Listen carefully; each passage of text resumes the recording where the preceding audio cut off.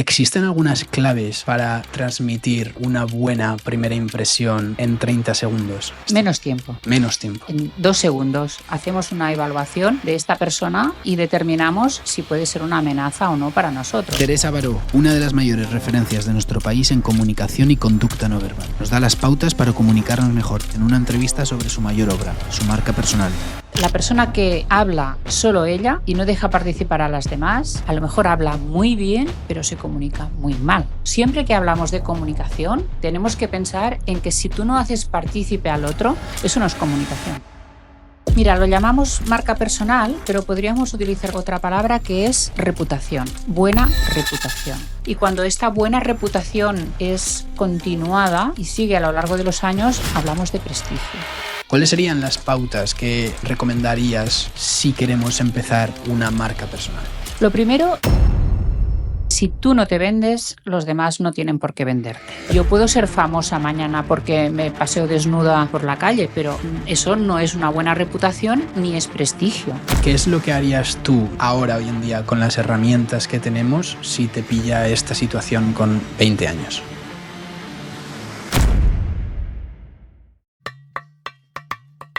Seres Mortales es un podcast que da voz a la mayoría de la población. Gente corriente contando su día a día. Reflexiones de cómo la gente logra sus objetivos. Seres Mortales es tensión, responsabilidades, concentración y felicidad. La realidad que no nos enseñan. Seres Mortales es gente contando su historia.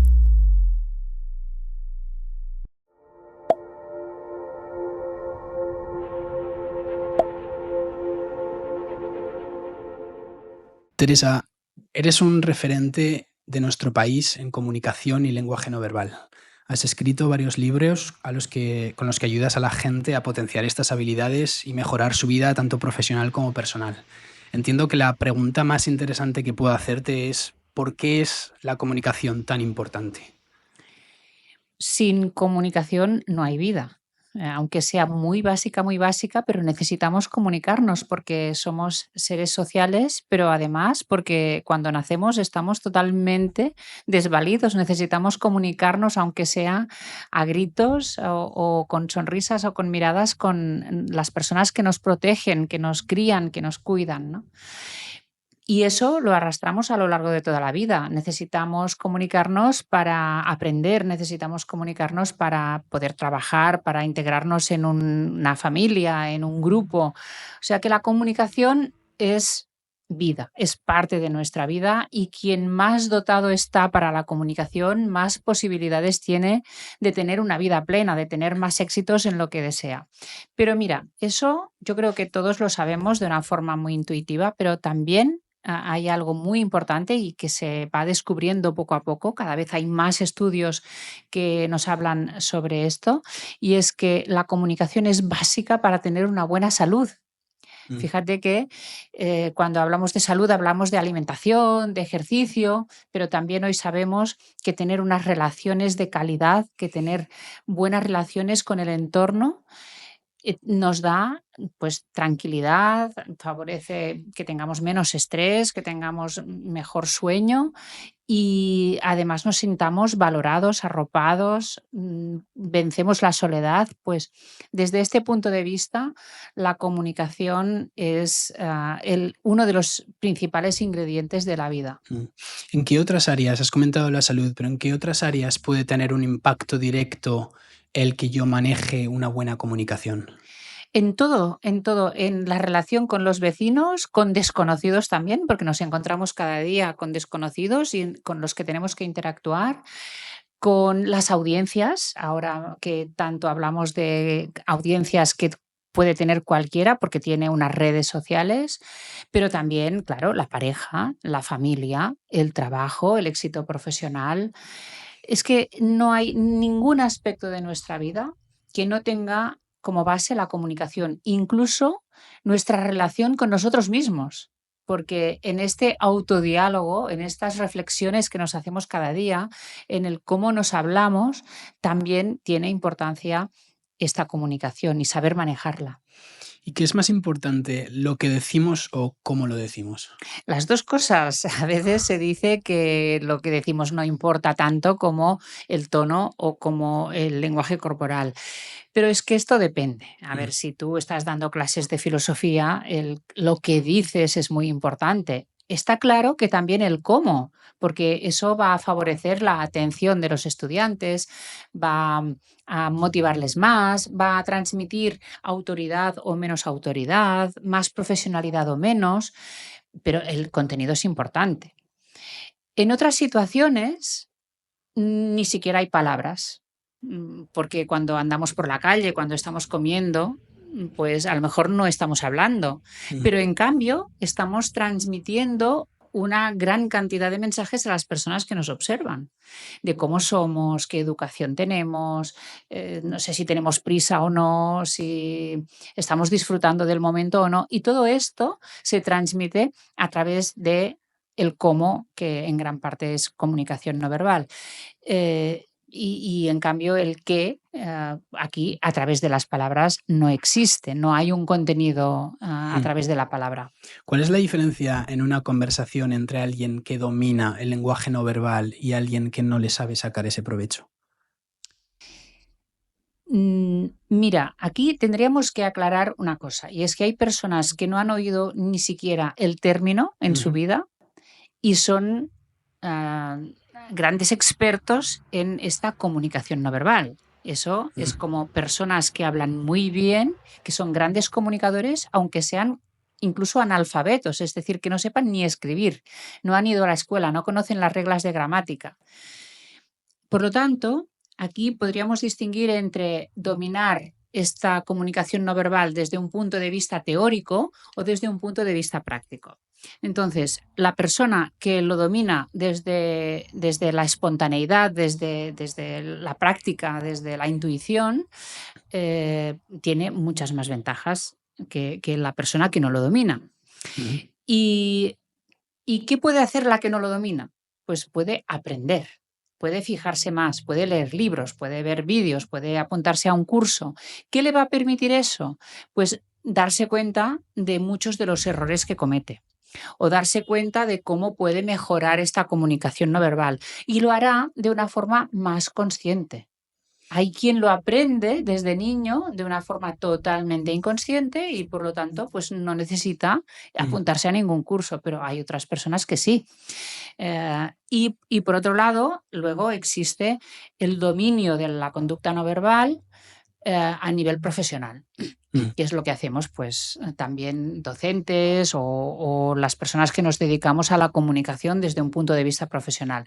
Y aquí es cuando dominas unas técnicas, cuando sabes analizar tu propia comunicación, sabes conseguir tus objetivos a través de una planificación. Mm. Es decir, ya es mucho más am, pensado, es más planificado y es más profesionalizado.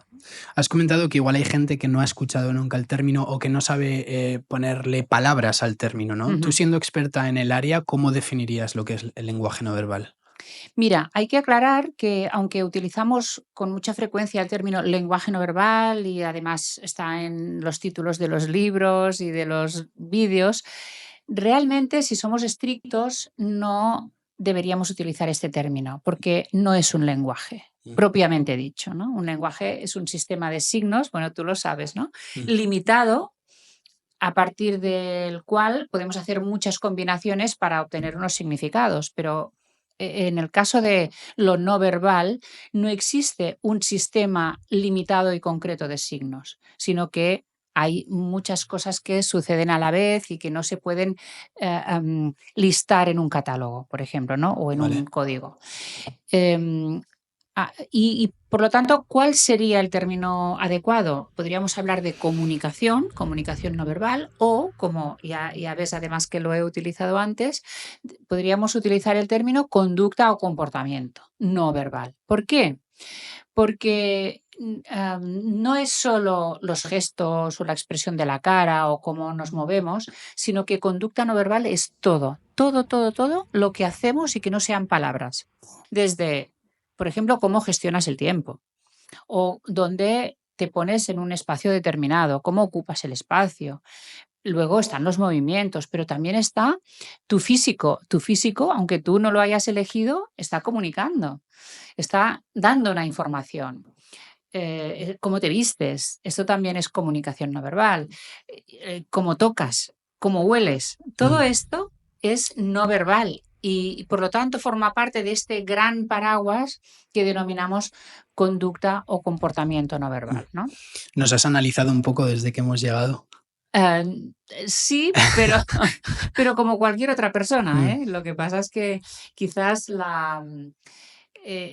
una de las costumbres que tenemos los expertos en eso, los profesionales, es hay una primera impresión, que es la que te llega, ¿no? Que está muy condicionada por esta intuición, por tus propios filtros, etcétera.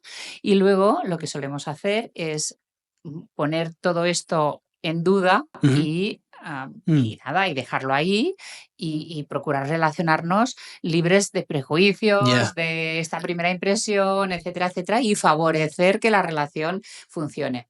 No ha sido el caso, que conste, pero podría, para poner un ejemplo, podría haber pasado que cuando os he visto, digo, uy, esta gente es muy joven, ¿no?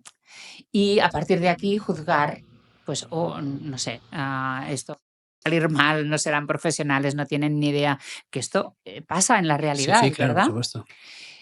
Bueno, pues mi deber es decir, qué bien, pues son muy jóvenes, los veo muy jóvenes, no sé si son, pero los veo muy jóvenes porque es una impresión, y luego pues ver qué puedo hacer yo para que todo vaya bien, para que os sintáis cómodos, para que tengamos una buena relación y eso no solo lo hacemos los expertos, que lo hacemos como de una forma ya muy profesionalizada y consciente, sino que las personas que son buenas comunicadoras, empáticas y seductoras, lo hacen también de una forma natural.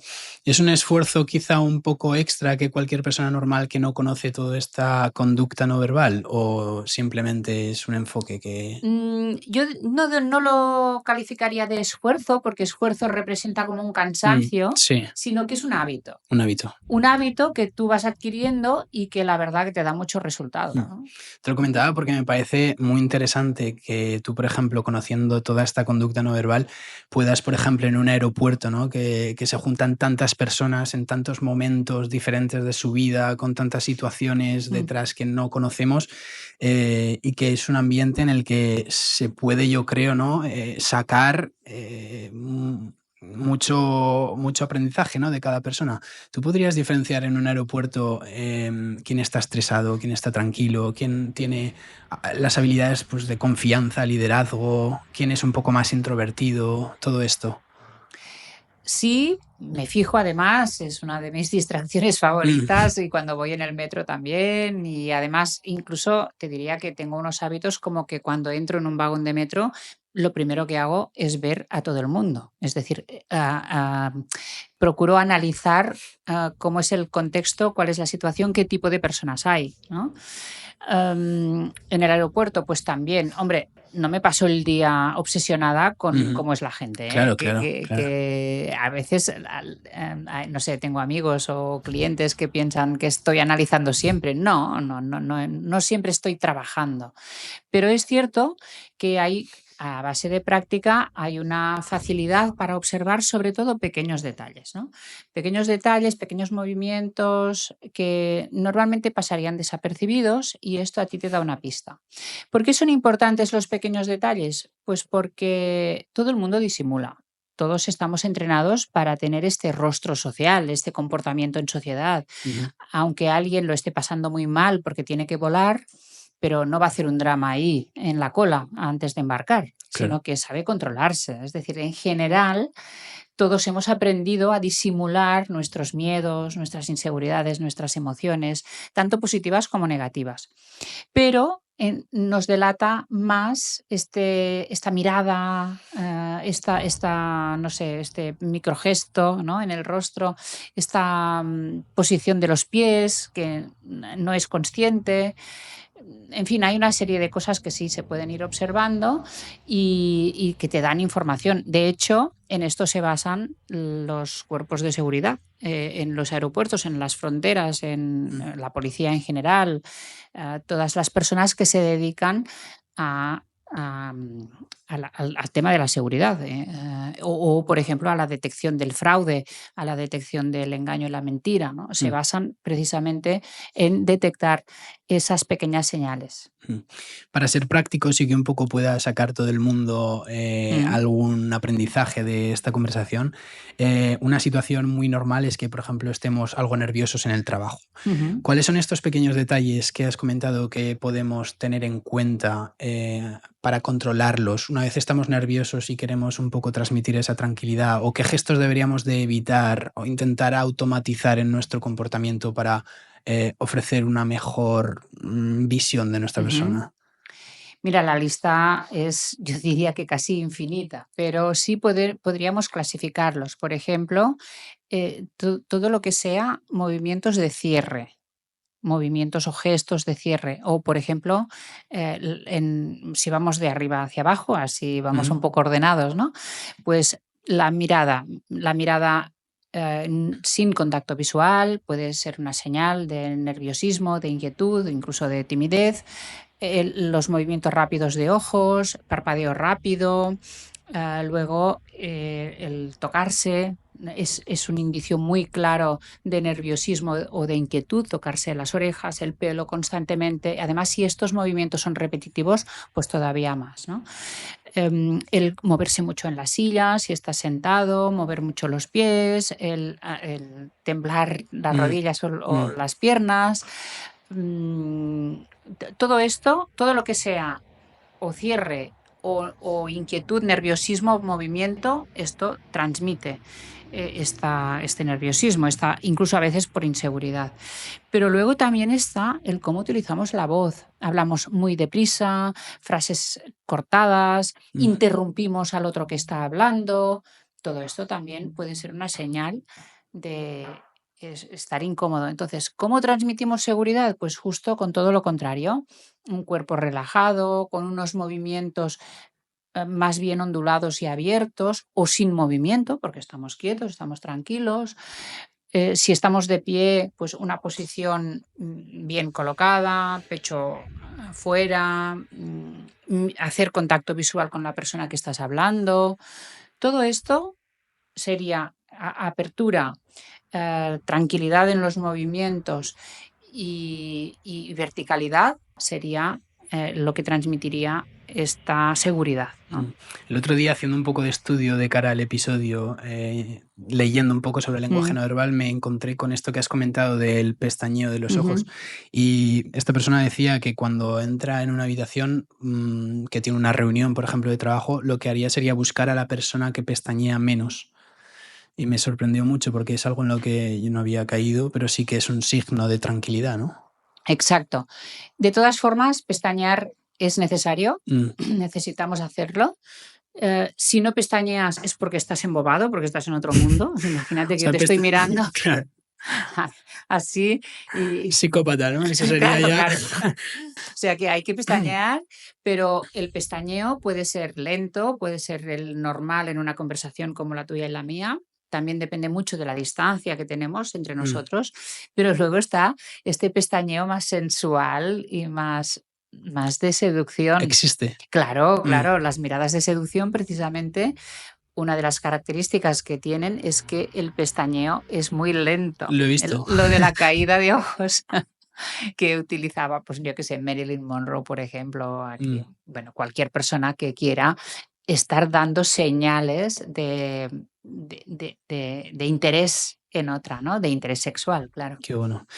Y refiriéndonos a la comunicación, ¿cuáles son los patrones que tú ves en una persona para determinar, ostras, esta persona tiene muy buenas habilidades de comunicación a la hora de hablar? La persona que está en una conversación, vamos a suponer, en una sobremesa, Mm, ¿no? Familiar, pues la persona que habla solo ella y no deja participar a las demás y que exhibe conocimientos o exhibe, no sé, su vida por los viajes que ha hecho, sus logros, etcétera, esta persona a lo mejor habla muy bien, pero se comunica muy mal.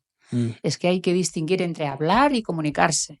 Yo puedo hablar muy bien y comunicarme muy mal. ¿Por qué? Porque la comunicación es algo compartido. Siempre que hablamos de comunicación, tenemos que pensar en que si no llega al destinatario, si tú no haces partícipe al otro, eso no es comunicación. Claro. ¿Mm?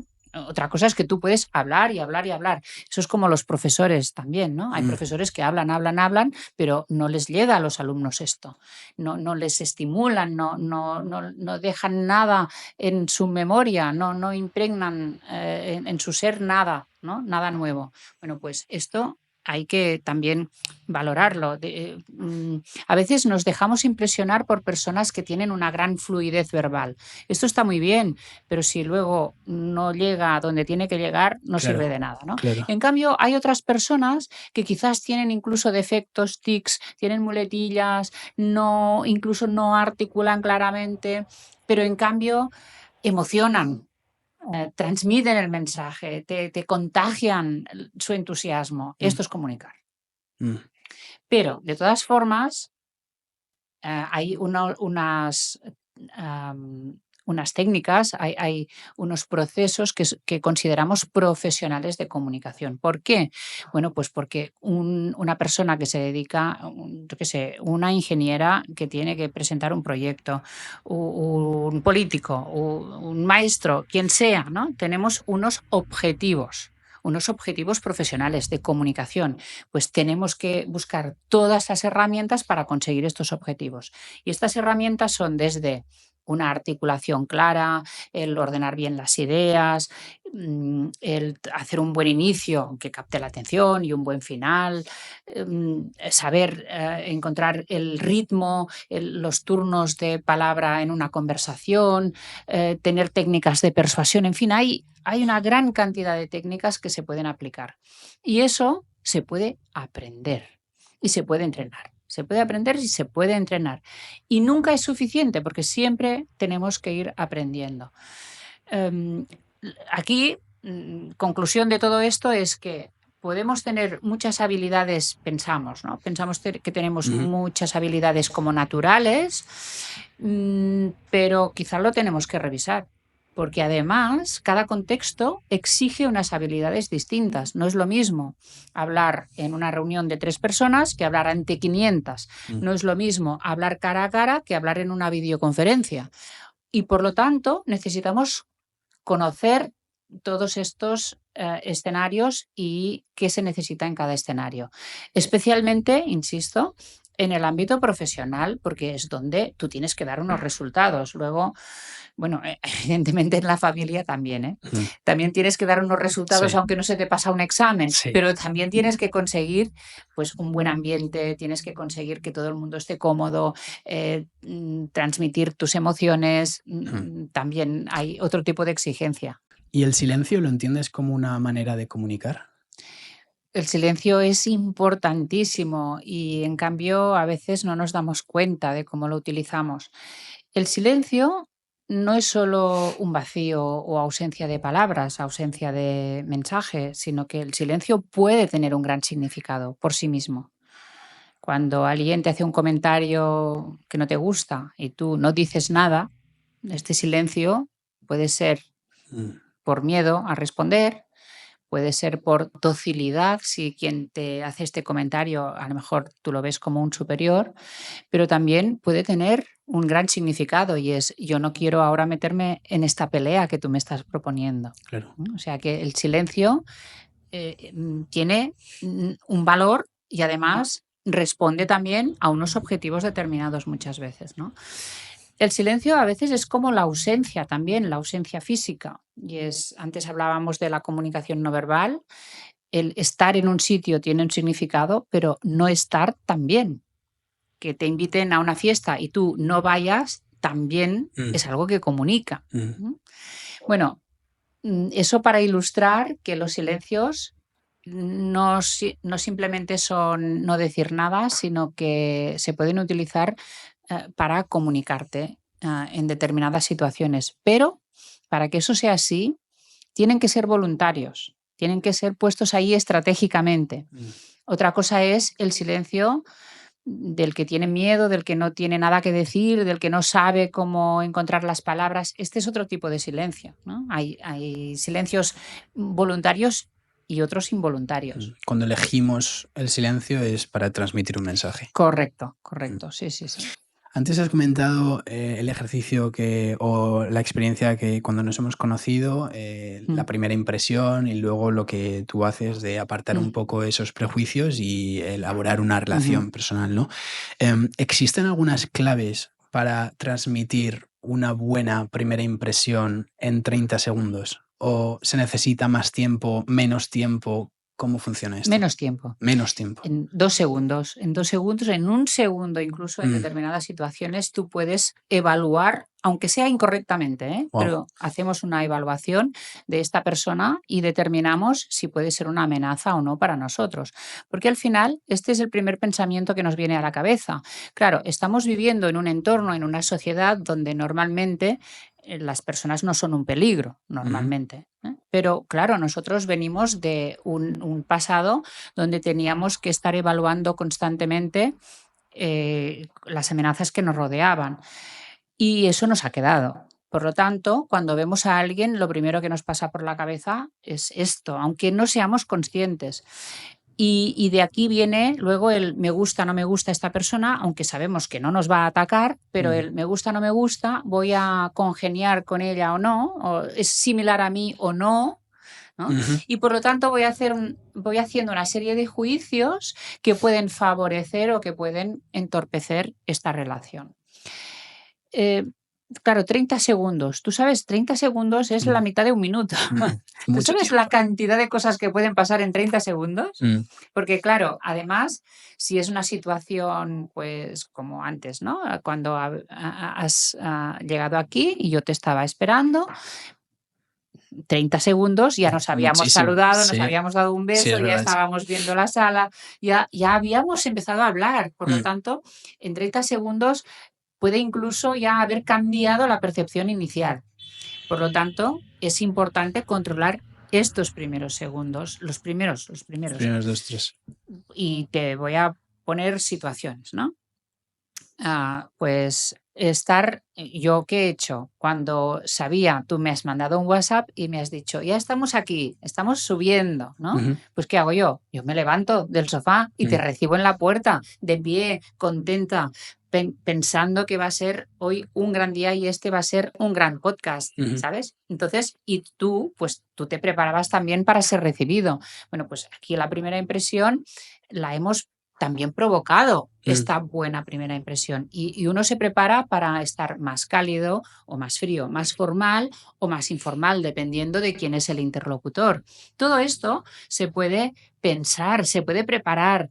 Y cuanto más veces lo hagas, más espontáneamente te saldrá esto, porque forma parte de tu estilo de comunicación, forma parte de tus hábitos comunicativos y entonces no te cuesta ningún esfuerzo. Claro.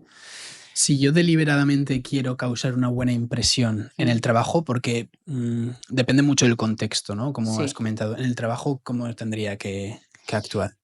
Bueno, pues sobre todo si es el primer día, por ejemplo, que esta es una situación, ¿no? El primer día te tienes que incorporar a un equipo nuevo, no conoces a tus compañeros. O una entrevista de trabajo. Hay una combinación aquí que a veces es difícil entre humildad y seguridad. Y probablemente para las personas que nos escuchan esto es lo más difícil, ¿no? Humildad, ¿por qué? Porque pues porque es algo que se valora, ¿no? No se valora a las personas arrogantes, a las personas que lo saben todo. Pero al mismo tiempo nos tenemos que vender bien, sobre todo en una entrevista de trabajo. Por lo tanto, el cómo combinamos lo que decimos de nosotros, en este caso, pues también nuestra trayectoria, nuestros logros, para qué valemos, ¿no? Cuáles son nuestras habilidades, pero al mismo tiempo transmitir esta humildad. ¿Cómo? Pues sobre todo esto se transmite a través de las buenas maneras, a través de una conducta que sea correcta, que sea educada con los demás, respetuosa con los demás. Y luego, por otro lado, tienes que transmitir seguridad. Entonces, hay Sí. personas que se pasan de seguridad, Y ¿no? parecen arrogantes. Parecen arrogantes, parece que están de vuelta de todo, ¿no? Que un exceso de confianza incluso. No, esto nunca va a ser bien aceptado. Porque la persona que te entrevista, ahora hablamos en concreto de la entrevista de trabajo, se considera normalmente con un estatus superior. Y aquí entra este término, que es el término del estatus, que hay gente que cree que ya no existe, que no funciona, pero funciona en todas partes y en todas las edades y en todos los contextos, ¿no? Siempre hay una relación de estatus entre las personas. ¿Quién está más arriba que otra? Y esto puede variar, porque, por ejemplo, tú eres profesor y en clase tienes más estatus que los alumnos, porque tú eres el profesor y eres el que maneja la situación. Pero luego tú, en otras circunstancias, tendrás menos estatus que otras personas. O sea que nos tenemos que ir adaptando. Claro. Entonces, la persona que sabe adecuarse a este estatus, que a veces no es real, sino que es percibido, pero sabe adecuarse y sabe tratar a los demás en función de esto, tiene muchas posibilidades de triunfar y de acertar en su comunicación. Un poco ¿no? trabajar en la capacidad de adaptación, ¿no? Claro, exacto. Del entorno, del exacto. contexto y... Eso es fundamental en comunicación. O sea, lo que no podemos hacer es pensar que un modelo o una técnica sirve en todos los contextos y para todos los interlocutores. No, las personas que se comunican de forma excelente, una de las características que tienen es que saben adaptarse rápidamente. Además, lo hacen de forma automática. Es decir, llegan a un sitio, ven la situación, ven también las personas que tienen delante y rápidamente saben cómo actuar. Esto, Teresa, no sé qué te parece ya de visión un poco de hacia dónde vamos como sociedad y de hoy en día, pero yo creo que se está perdiendo mucho el tener en cuenta el contexto y las características de cada situación. Porque, por ejemplo, si vamos a redes sociales, siempre vamos a encontrar el típico vídeo de sigue estos 3 pasos para bajar de peso en 3 meses, pero lo que no sabes igual es todo el contexto que hay detrás, ¿no? Y otros factores que entran. Claro. O lo que tú decías, 5 claves para ser mejor comunicador, pero lo que, como bien tú has dicho, no es lo mismo comunicar en casa, que también tengo que cumplir unos objetivos, ¿no? Y estar ahí que, por ejemplo, en el trabajo. El contexto, que es algo de tanto sentido común y que nos proporciona tanta información, es a veces lo que obviamos y pecamos un poco de esto. Y este es uno de los defectos de las redes sociales, y es que nos obligan a simplificar los mensajes, porque queremos que sean rápidos, la gente está buscando todo lo inmediato y lo fácil, buscamos fórmulas para aplicar ya, y eso no siempre es así. De hecho, ser buen comunicador es algo que nos lleva toda la vida. Empezamos cuando nacemos y luego tenemos que ir aprendiendo, pero hasta el último día de nuestra vida, porque el contexto cambia, las personas de nuestro entorno no son las mismas, nosotros mismos cambiamos, el mundo cambia. O sea que no podemos pensar en simplificar las cosas. Pero aparte, otro condicionante de las redes sociales es que condicionante o consecuencia, más bien uno de los efectos del uso de las redes sociales es que dominamos mucho la parte digital, pero perdemos horas de entrenamiento en el cara a cara con las personas. Mientras estamos invirtiendo tiempo en las redes, estamos desinvirtiendo tiempo en las relaciones personales con las personas que nos rodean, sea en el ámbito que sea. Y como la comunicación es algo que se practica, o sea, es igual que cualquier deporte, cualquier habilidad. Si tú no practicas, estas habilidades van mermando. Pues si tú, y sobre todo esto va dirigido a los jóvenes, ¿no? Si en el momento de aprender a socializar tú dedicas más tiempo a socializar por las redes que a socializar en el cara a cara, pues tendrás menos habilidades en el futuro, ¿no? Claro. Y hay otro fenómeno que se está dando actualmente, que es que los jóvenes no tienen relación con los adultos apenas. Fíjate, jóvenes están entre ellos relacionándose, muchas veces relacionándose a través de la tecnología. Luego llegan a casa, sus padres no están poco, tampoco están los abuelos, tampoco van a eventos o fiestas donde haya adultos. Luego se van a la universidad, ahí se relacionan con gente de su misma edad y luego hay un día en que tienen que ir a trabajar. Y cuando van a trabajar, ahí se encuentran con el mundo adulto y no tienen la experiencia de relacionarse con adultos profesionales. Claro, esto genera muchas dificultades a mucha gente joven porque no saben actuar, no saben ubicarse, cometen errores graves de precisamente de calibrar el estatus de las personas. A lo mejor le dicen al presidente de la compañía, oye, hola, ¿qué tal, tío? O a lo mejor lo saludan de una forma inadecuada, ¿no? Y claro, esto les perjudica profesionalmente. ¿Por qué? Porque aunque creamos que ahora todo es todo mucho más horizontal y que todos somos iguales, eso no es cierto. No es verdad, esto es una especie de espejismo, no todos somos iguales. En cuanto a jerarquías, especialmente en el mundo de la empresa, ¿no? Y por lo tanto, yo lo que recomendaría a los jóvenes aquí es que sean conscientes de que se tendrán que relacionar en el futuro con gente adulta, que ahora, está muy bien relacionarse entre ellos, ver vídeos de gente joven solo, pero que llegará un momento en que tendrán que hacer el cambio. Antes había unos rituales que hacían que una persona pasara de la niñez a la adultez, ¿no? Y ahora no existen. Antes, pues no estoy defendiéndolo, pero eran rituales ir a la mili, a lo mejor el casarse también, ¿no? Pero casarse joven, a los 20 y tantos. Había una serie de situaciones en las que uno percibía que entraba en el mundo de los adultos. En el terreno profesional era el aprendiz y cuando pasaba ya a ser un experto, un profesional. Ahora tienes 25 años, 27 años y eres un junior. Sí, ¿no? total. ¿Y qué le recomendarías desde tu experiencia y tu profesión? ¿Qué le recomendarías a estos jóvenes hacer para ganar ese trabajo de tener esa experiencia con gente adulta? Algunas prácticas que puedan hacer. Pues participar en actividades donde haya la posibilidad de relacionarse con adultos, pues quizás en alguna ONG, ¿no? En algún momento de su tiempo libre, que esto, aparte de ayudar a alguien, pues les permitiría ver personas de todas las edades y de todos los sectores. Pueden también relacionarse, si los tienen y los tienen cerca, relacionarse más con los abuelos, interesarse más por esta vida de los abuelos, por hacer actividades compartidas, también con sus padres, evidentemente, ¿no? Pero a veces es difícil por horarios. Interesarse por los gustos y las actividades y los temas de conversación de los adultos. Pero yo te diría que aquí, aparte de los jóvenes, es difícil que ellos tengan la iniciativa, ¿no? Sino que son los padres los que tienen que fomentarlo.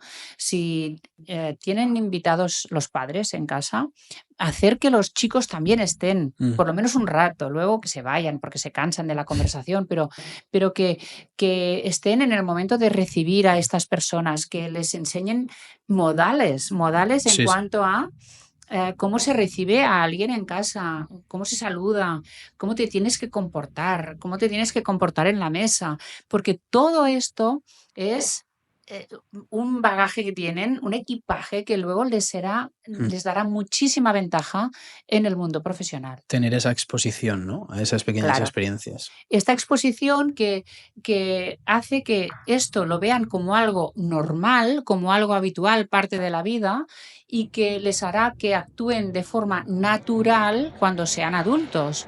Porque si no, la persona adulta que no ha recibido esta educación está insegura, lo pasa mal, no sabe cómo actuar y además comete errores graves.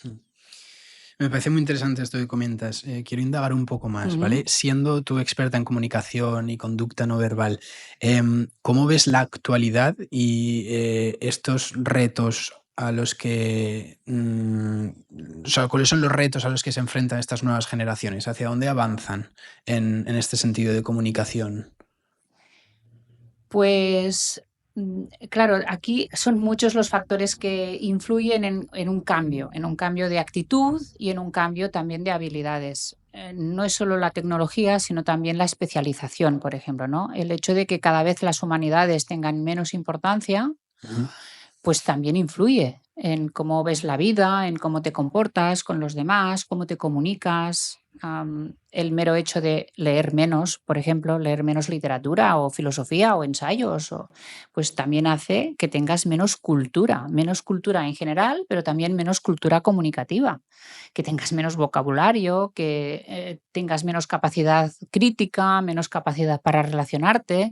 Por lo tanto, bueno, me parece que a veces culpamos solo a la tecnología, pero hay muchos otros factores. Y luego está también eso que comentábamos, cómo ha cambiado la sociedad, el estilo de vida, el no estar en contacto con los abuelos o personas mayores de la familia hace que te pierdas una sabiduría, que te Mm. pierdas otra perspectiva de la vida, ¿no? Antes eran los abuelos los que criaban a los nietos y transmitían mucha parte del conocimiento y de estas buenas maneras también, el respeto, la disciplina. ¿Y cómo veo el futuro? Bueno, no lo veo muy mal, ¿eh? No lo veo muy pesimista, porque Ujú. me parece que hay Vale. la mayoría de los jóvenes son jóvenes que aparte de buenos estudiantes, también son personas generosas, que hay muchos jóvenes que lo dan todo, ¿no? También socialmente. Pero es cierto que desde el punto de vista de los hábitos, hay como menos preocupación por las formas. Mm. Y eso nos puede parecer que no importa las formas, ¿no? Precisamente, además, incluso tiene mala prensa, mala imagen. Esto es antiguo, esto era antes, ¿no? ¿Por qué tengo que vestir correctamente si lo que importa es la persona? Bueno, sí, todo esto es cierto, lo que importa es la persona, pero el cómo tú te vistes es una forma de relacionarte con el mundo. Lo tienes que ver simplemente desde este punto de vista. Tú estás mandando unos mensajes. Entonces, a lo mejor entre tus amigos, entre tu círculo, pues no importa cómo vistes, pero quizá en otro aspecto, en otro ambiente, sí importa, ¿no? Entonces, las formas tienen importancia en todos sitios, porque eh, fíjate que para estar integrado en tu grupo de amigos, tú también te tienes que vestir como tus amigos. Si tus amigos van con camiseta y tú te presentas con un traje y corbata, se van a reír de ti. Por lo tanto, aunque no te das cuenta, estás también formando parte de unas normas establecidas en tu grupo. Mm. O sea que aquí nadie puede escapar a las formas. Lo que pasa es que a veces se consideran estas formas como las antiguas, las de antes, y no se dan cuenta de que hay otros códigos para otros ámbitos o para otras edades, ¿no? Actualmente. Yo lo que les diría a los jóvenes es que lo vean no con prejuicios, sino como herramientas que tienen a su alcance para conseguir lo que quieran. Mm. Porque hay que conocer las normas incluso para transgredirlas. O sea, incluso si tú quieres ser rebelde, tienes que conocer cuáles son las normas para poder expresar esta rebeldía. ¿Cuáles son las consecuencias que verían en su día a día esos aprendizajes positivos que les traería? El elaborar, interesarse por la comunicación, el proceso de adaptación que decimos, etc. Bueno, primero se sentirían mucho más seguros en todos los aspectos. Si tú sabes cómo te tienen que ver los demás. Es decir, tú vas a una entrevista de trabajo, pero a lo mejor quieres iniciar una conversación con esta chica o este chico que te gusta, ¿no? O quieres transmitir una buena imagen al profesor, ¿no? Si tú sabes cómo hacerlo, entonces te sientes mucho más seguro y por lo tanto disminuyen tus nervios, disminuye tu estrés. este nerviosismo que te está acompañando los días previos, por ejemplo, ¿no? Y sobre todo, no te autosaboteas, porque ¿cuántas veces nos ha pasado? Y yo también lo recuerdo, yo era muy tímida cuando era adolescente, de querer algo con todas tus fuerzas, pero no atreverte a dar el paso porque piensas que no lo vas a hacer bien o no sabes cómo hacerlo o piensas que te va a salir mal y se van a reír de ti. Bueno, pues si tú dominas la comunicación, te sientes mucho más segura porque sabes cómo conseguir esto, sea el tipo de relación que sea, ¿no? Esto entiendo que todos nosotros podemos hacer un trabajo personal para trabajar en ello, pero también debe de haber una ayuda, ¿no? Y un acompañamiento que debería empezar un poco en las escuelas, entiendo. ¿Cómo ves tú la oratoria en el sistema educativo actual que tenemos? Mm, Bueno, como sabes, yo di muchos años clases de lengua y precisamente era una de las cosas que me preocupaba, porque yo veía que especialmente los estudiantes más brillantes no eran los que mejor se comunicaban cuando salían delante de todos sus compañeros, ¿no? ¿Por qué? Porque muchas veces eran introvertidos. ¿Sabes? Este típico, el estudiante muy buen estudiante, pero muy introvertido, que luego no sabe venderse, no sabe actuar en esta puesta en escena porque están todos los ojos clavados en él, ¿no? Sí. Y en cambio, no vamos a decir el peor estudiante, pero el cara dura, el gracioso, el tal, este lo hacía de manera El brillante. sinvergüenza en el buen sentido de la Exacto, palabra. el sinvergüenza. Entonces, ahí, claro, conquistaba a todo el mundo se reía de sus bromas, todo el mundo estaba bien y relajado. Y entonces yo decía, pero a ver, pero ¿cómo puede ser esto, no? Aquí alguien que ha estado trabajando y se lo ha preparado, no le sale todo lo bien que merecería, y en cambio otro que sale e improvisa, pues se gana su público. Claro. Bueno, pues a partir de aquí fue cuando empecé a desarrollar este método y este libro que tardó unos años en salir, pero que escribí para los jóvenes, que es saber decir. Saber decir, ¿verdad? Saber decir, sí.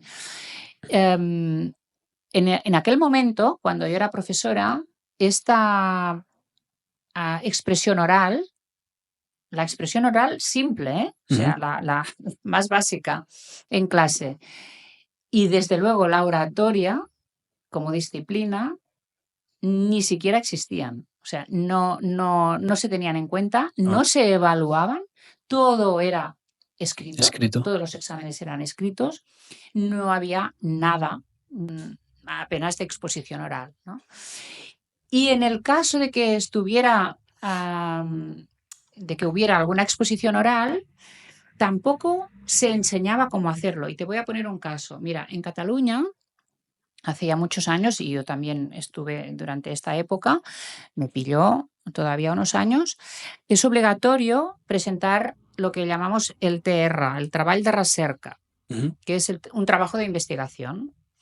Y se empieza a elaborar en primero de bachillerato y lo tienen que presentar ante un tribunal oralmente en segundo. Han cerrado ya el trabajo y tienen que hacer la defensa oral, igual que si fuera una tesis doctoral, una pequeña tesis doctoral, ¿no?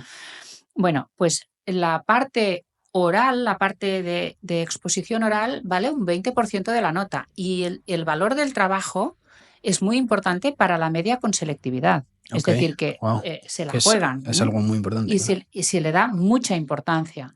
Bueno, pues ¿qué pasa? Y todavía hoy pasa.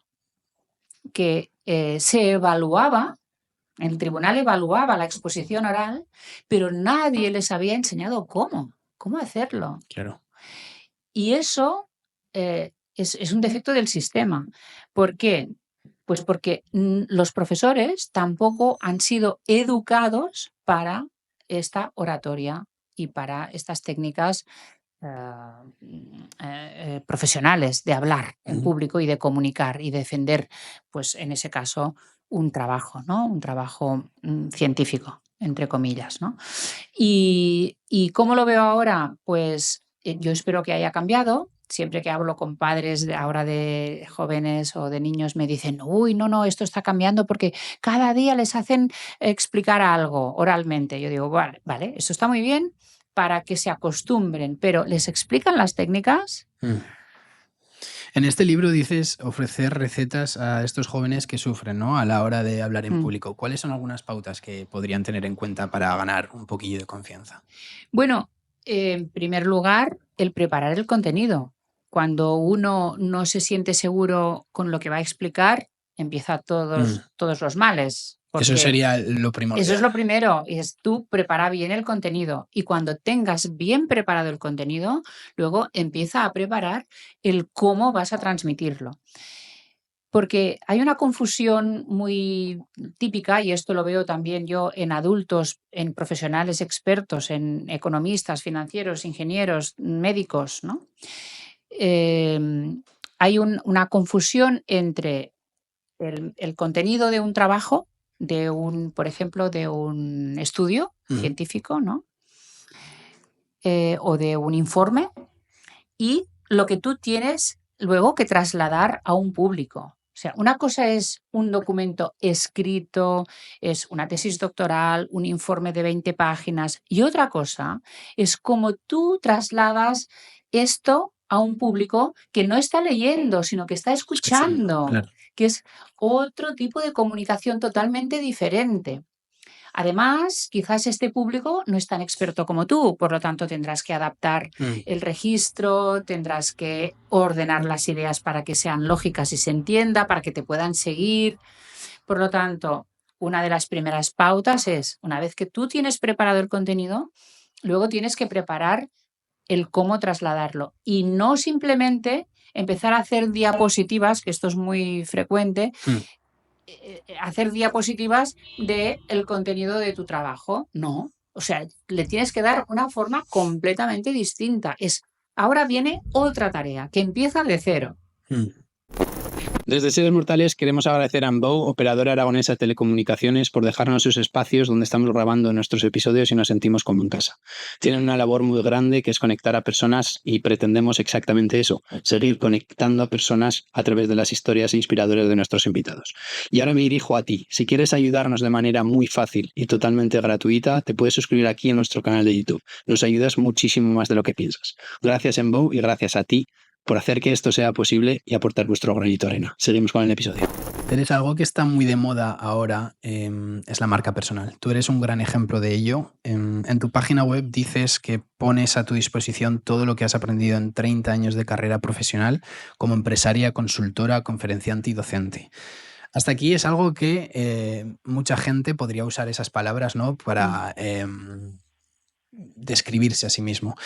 Pero luego nosotros vamos a tu canal de YouTube, por ejemplo, y encontramos que rozas el 1.000.000 de suscriptores, con 976.000 la última vez que lo miré, y tienes vídeos de hasta 4,5 millones de reproducciones. Esto es, claro, una certificación de todo tu trabajo y tu contenido y tu profesionalidad que has hecho durante estos 30 años que contabas, y expuesto de una manera al público donde pueden beneficiarse de este aprendizaje. Siendo un gran ejemplo, como decía, de marca personal y de haber utilizado esta herramienta a lo largo de estos años, ¿cómo explicas lo que es la marca personal para personas que nos estén viendo, saquen el valor positivo de cómo beneficiarse de ella? Mira, lo llamamos marca personal, pero podríamos utilizar otra palabra que es reputación, buena reputación. Y quizás para la mayoría de las personas que nos escuchan este término es más habitual, más frecuente, ¿no? Claro. Cuando hablamos de marca personal lo relacionamos más pues, con el marketing, ¿no?, y el cómo venderse y hacer algo de una forma planificada para ser relevante.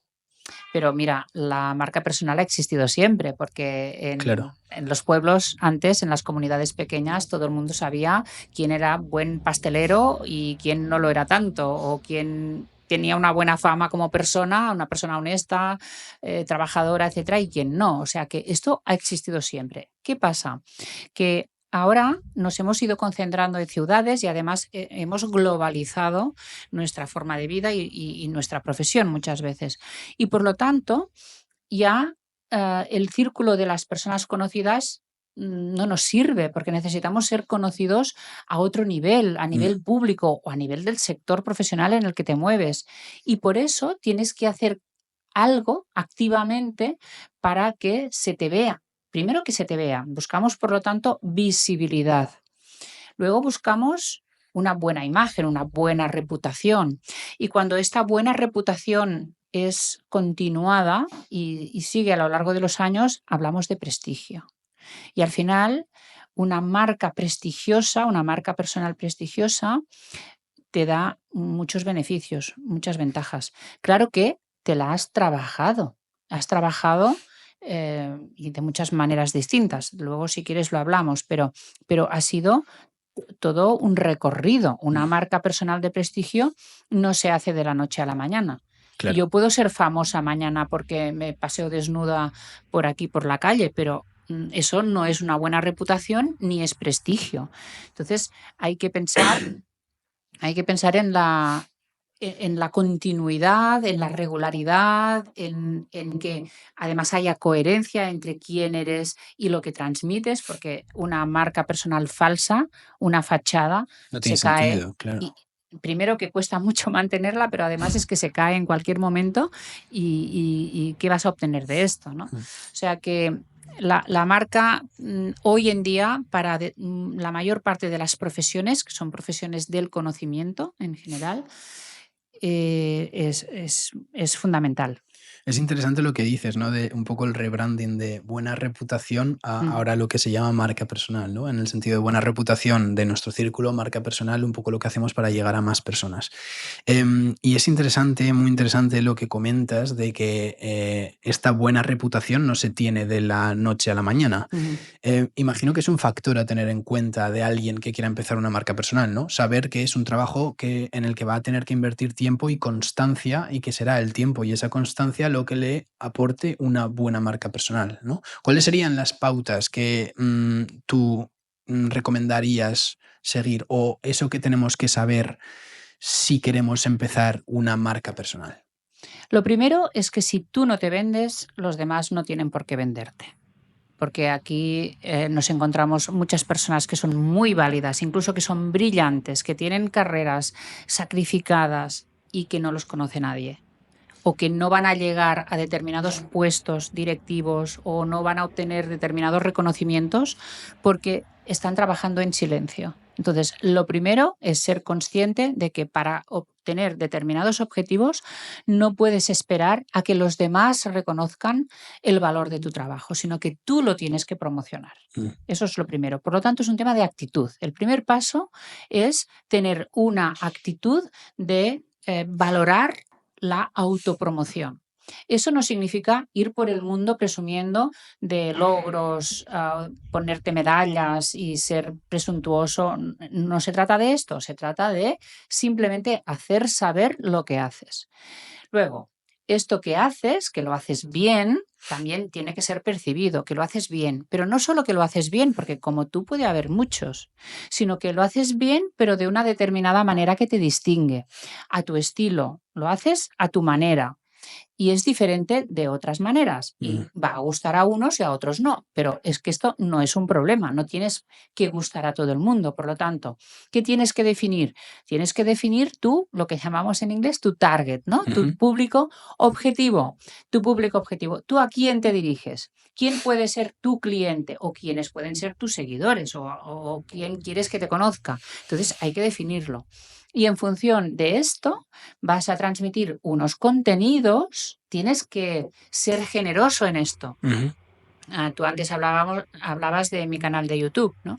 Antes de mi canal YouTube, pues había un blog hace tiempo donde publicaba libros y los libros a mí no me dan para vivir, ni de lejos, ¿no?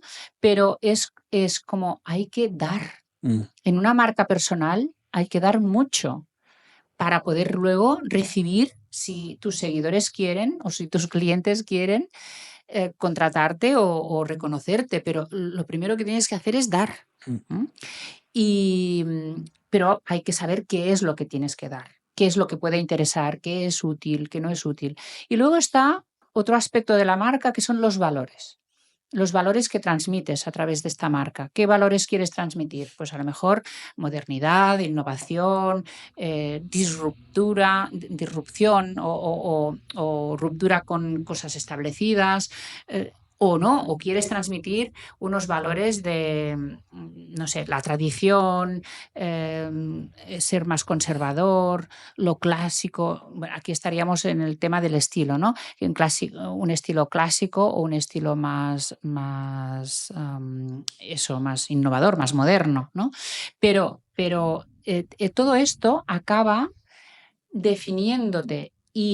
¿Y qué pasa con la marca personal? Que cuando la gente dice, pues Teresa Baró, por ejemplo, enseguida le viene a la cabeza una imagen, que es mi cara, mi aspecto, cómo habitualmente voy vestida, pero también le viene a la cabeza unos contenidos y una forma de comunicar. Es todo. O sea, el contenido. ¿A qué se dedica Teresa Baró? ¿Qué hace y cómo lo hace?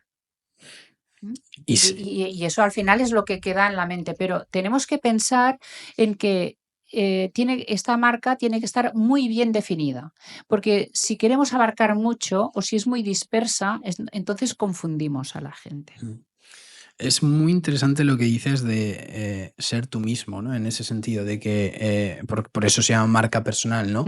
En el sentido de que si tú intentas sostener en el tiempo, porque esto te lo va a dar la constancia y el tiempo, intentas sostener algo que no es o intentas vender algo que no es, se va a caer enseguida. A mí he tenido la suerte, por ejemplo, hoy de hablar contigo o con más gente, pues por ejemplo, como Carlos Pauner, Patri Psicóloga en Zaragoza. Algo que me sorprende los primeros días que conocía a estas personas que estás acostumbradas pues a verlas en entrevistas, ¿no? Pues, o en sus redes y así, es que son ellas. Y a mí la gente cuando me preguntaba, ¿y cómo es hablar con esta persona? ¿O qué es lo que aprendes de esta conversación? Digo, ¿es lo mismo? A ver, lo mismo, entiéndeme, pero son transparentes, son personas transparentes, tú también en este caso. Entonces es muy importante lo que hablamos de ser transparente, ser tú mismo, ¿no? No vender algo que no existe. Claro. Bueno, es que si no, hay una frase que circula por ahí que dice, lo mejor que puede pasarte con alguien que admiras, con un ser, alguien que admiras pero que no conoces personalmente, con uno de estos gurús, lo peor que puede pasarte es conocerle personalmente, porque entonces se te va, toda tu admiración se pierde, ¿no? Bueno, a mí me gustaría que no pasara esto. De hecho, a mí me ocurrió una vez cuando estábamos en el Para Todos la 2, en el programa de televisión española. Coincidí allí un día con un filósofo español que además tiene un libro sobre ética y su comportamiento nos dejó a todos, pero pasmados de la falta de respeto a los profesionales de televisión, de la falta de educación, y no nos lo podíamos creer. Y es uno de los casos más graves que he visto de incoherencia entre lo que uno predica y lo que uno es o cómo actúa. Claro. Un comportamiento totalmente intolerable. Entonces, ¿qué ha pasado? Yo nunca más he cogido un libro de esta persona. Claro. Es que no me lo creo. No te lo crees. Es que ya no me lo creo. Porque al final podemos escribir o podemos incluso hacer vídeos de cosas que nos inventamos o que hemos leído en otro sitio o ahora mismo que nos puede decir el ChatGPT, ¿no? Pero luego, claro, yo doy clases en empresas, doy formación constantemente. De hecho, mi principal trabajo no es las redes, sino que es trabajar con personas de empresas o profesionales individuales que quieren mejorar su comunicación. Por lo tanto, ¿yo qué credibilidad voy a tener si en algún momento actúo distinto de lo que estoy predicando, ¿no? Que que cuesta mantener siempre esta atención, pero bueno, pero te tienes que esforzar, hay Sí. errores que no puedes cometer. Te iba a preguntar justo eso, ¿qué beneficios aporta el tener una buena marca personal? Has comentado que tú las Sí. redes no es a lo que te dedicas, es una herramienta que luego utilizas en tu trabajo. ¿Qué beneficios has tenido tú con ello? Muchos y desde el punto de vista más práctico y económico, por ejemplo, el hecho de que los clientes yo no los tengo que buscar, sino que vienen a mí y por lo tanto, pues esto ya es una ventaja. Poder cobrar más caro mis servicios, tener más oportunidades, incluso desde el punto de vista más altruista, como este podcast, por ejemplo, ¿no? Tener oportunidades de divulgar un mensaje en el que yo creo y que tú me hayas contactado para poder hacer esta entrevista, pues es una oportunidad para mí para llegar a más personas. Y también, por ejemplo, para poder escribir libros, porque hoy en día el mundo editorial tiene muy en cuenta cuántos seguidores tienes tú, qué reputación tienes o qué marca personal tienes, porque ellos se aseguran de que tú misma vas a divulgar, cuando saques un libro, vas a divulgar este libro, ¿no? Y por lo tanto les estás generando negocio. Dar conferencias, claro, siempre se prefiere a un conferenciante que sea famoso o que tenga esta marca personal, que tenga una buena reputación, a un desconocido. Aunque este desconocido pueda ser incluso mejor, pero el hecho de que en un congreso o en una convención de una empresa, incluso a nivel cerrado, se contrate a una persona con una marca personal fuerte, es un tema de imagen también para quien te contrata. O sea que sí, tiene muchísimas ventajas. ¿Y deberían los jóvenes que nos ven empezar la marca personal hoy mismo ya, en cuanto antes, refiriéndonos a que es una cuestión de reputación, tiempo y constancia? Marca personal ya tienen, porque todos tenemos esta marca personal desde el momento en que nacemos, porque ya tenemos un nombre, luego tendremos un documento nacional de identidad, tenemos una historia, tenemos unos títulos académicos, o sea que marca personal tenemos todos. Pero desde este punto de vista de planificarla, de empezar a pensar en esta marca que va a ser, nos va a acompañar toda la vida, yo sí les aconsejo que empiecen a trabajarla hoy.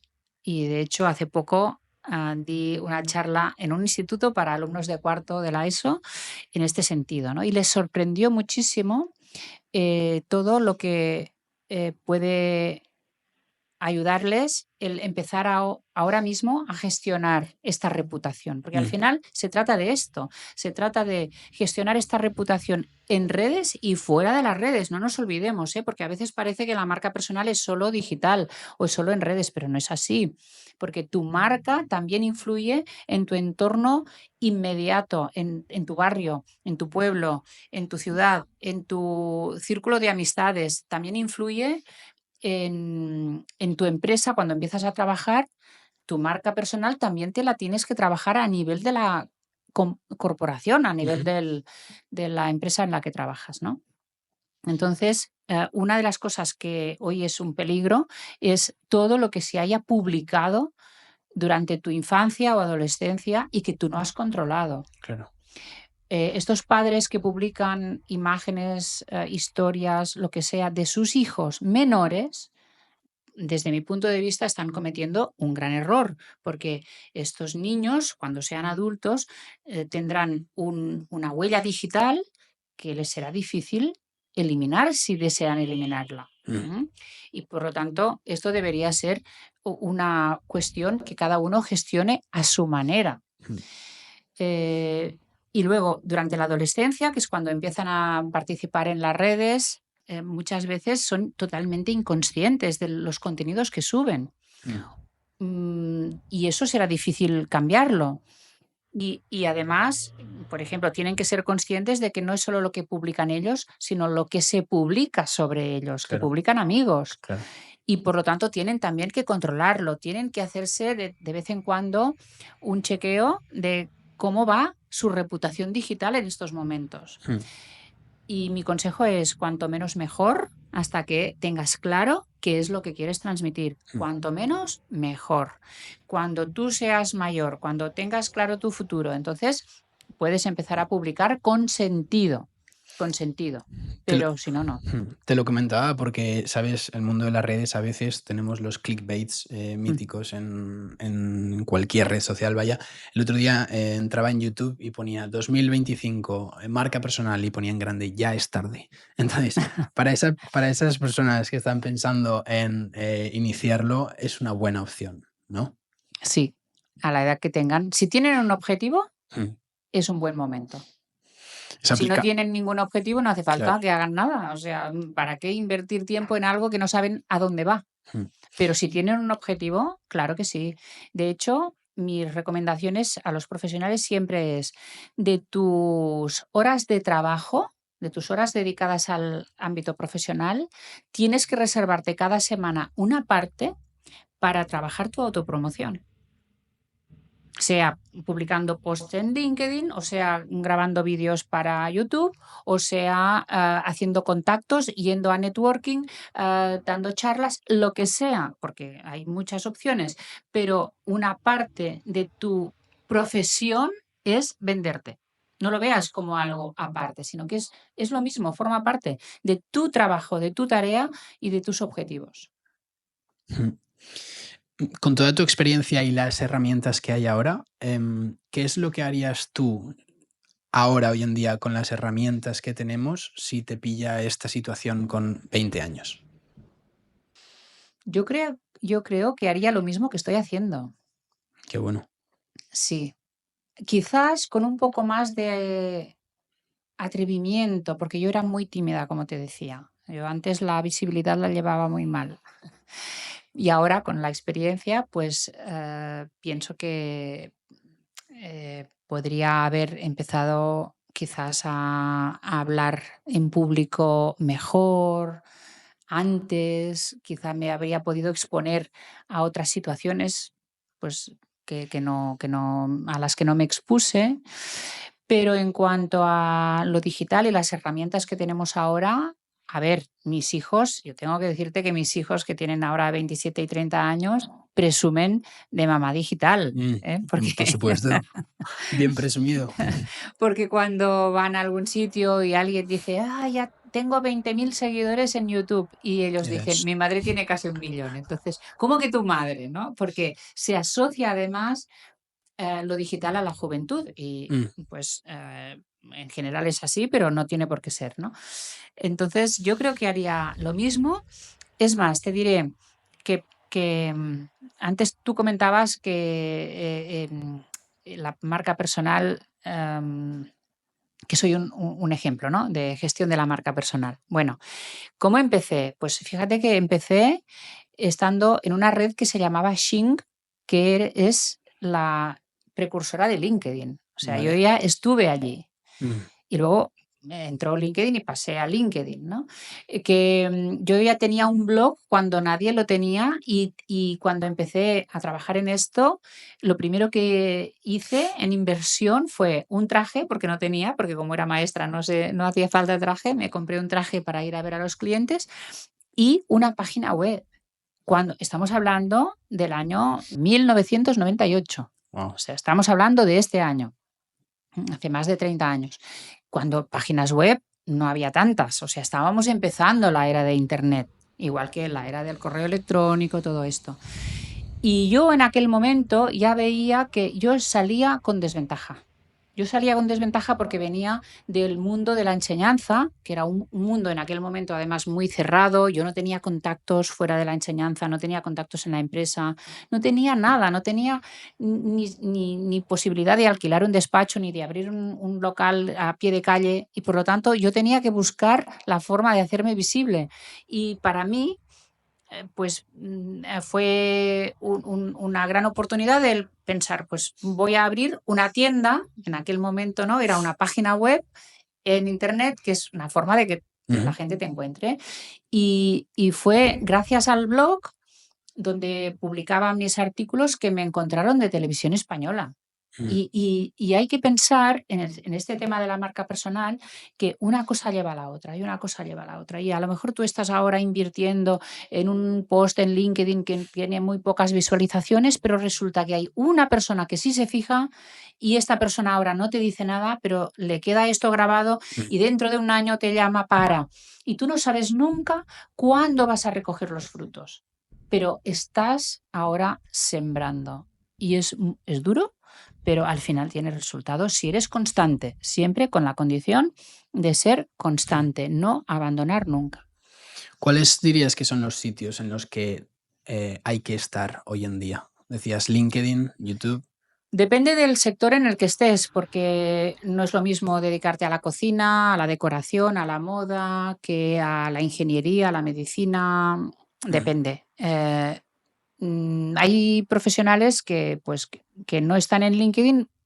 ¿Por qué? Pues porque no hay nadie de su sector. O sea Claro. que, claro, entonces tienen que encontrar dónde está su público.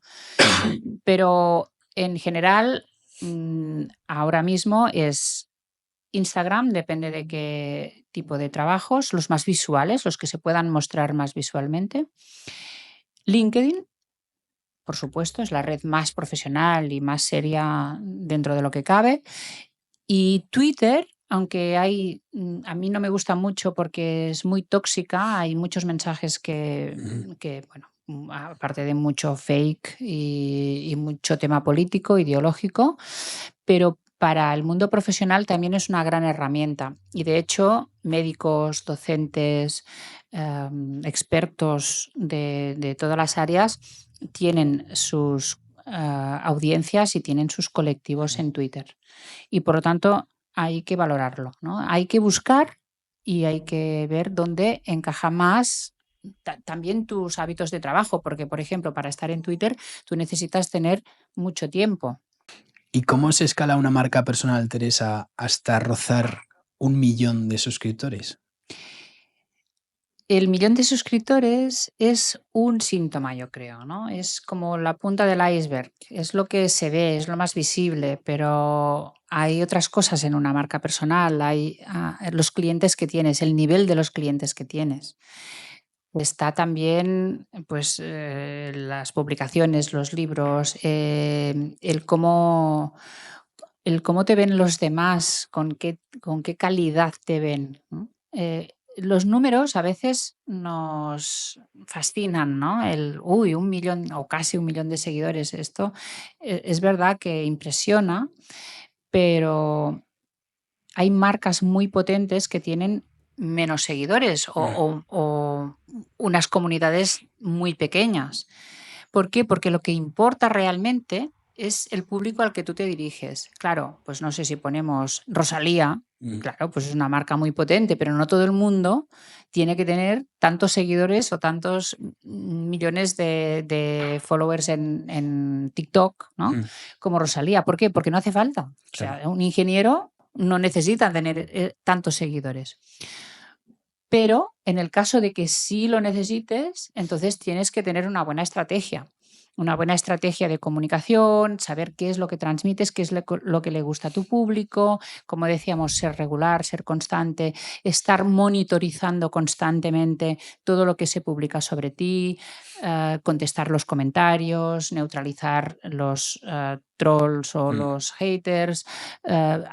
Es un trabajo. Claro. Es un trabajo. Y si no lo puedes hacer tú, porque tienes otras tareas, pues tienes que contratar a alguien. Pero tiene que ser alguien también que sepa lo que hace y alguien con el que estés totalmente compenetrado, porque te tiene que entender muchísimo. Es que tiene que ser como una extensión tuya, o sea, Exacto, tiene que exacto. saber, claro, todo. Teresa, es un placer hablar contigo, de verdad. Para terminar el episodio tenemos 2 preguntas que hacemos a todos los invitados del podcast, ¿vale? La primera es, ¿cuál es el peor consejo que has escuchado y por qué? El peor consejo es uno que me habían dado muchas veces cuando era joven, y es: una mujer no tiene que ser muy visible. Una mujer decente es discreta y no tiene que ir por ahí, por las calles, ni de noche. Wow. Y bueno, yo creo que esto está superado ya, pero ha tenido que ser de una forma consciente y sufriendo incluso, ¿no? Porque este consejo se da todavía, se da. Y es, las mujeres respetables no hablan de sí mismas, no hablan de sus logros, no, en fin, no son arrogantes, no son ambiciosas, y esto nos frena muchísimo. También a veces se les da a los hombres, ¿eh? Es decir, el tema de ser humilde es algo que nos han inculcado.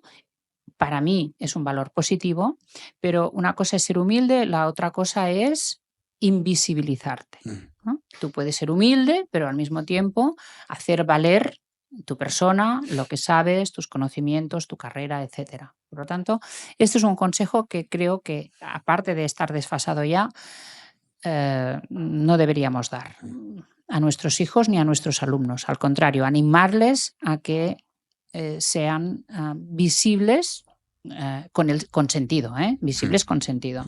La segunda es, ¿cuál es el mejor consejo que has escuchado y por qué? El mejor consejo es no escuches a las personas que te están diciendo que vas a fracasar. Tú sigue tu camino y si fracasas ya lo verás, pero no caigas en la trampa de pensar que estas personas tienen razón, ¿no? El típico, pues te voy a poner ejemplos. Cuando me fui de la escuela donde trabajaba, incluso los compañeros me decían: Teresa, estás cometiendo un error con lo segura que estás aquí, con tus horarios, además yo tenía 2 niños pequeños, con las vacaciones, y bueno, y si quieres ya podrás volver, y si no, ya sabes, pues te podemos ayudar. Es decir, lo veían como una derrota, pero yo estaba totalmente segura de lo que hacía. Es cierto que tenía miedo, es cierto, porque nunca se sabe cómo va a salir, pero no me arrepiento de haber tomado la decisión. Y alguien una vez me dijo: tú a lo tuyo, no hagas caso de estos pesimistas o de estos que no confían en tus proyectos o en tus capacidades. Y esto me ha ayudado mucho. Qué bueno. Seguiremos a lo nuestro entonces, Teresa. Muchas gracias por este tiempo. Gracias a ti por darme esta oportunidad también. Gracias. Nos vemos en el próximo episodio de Seres Mortales.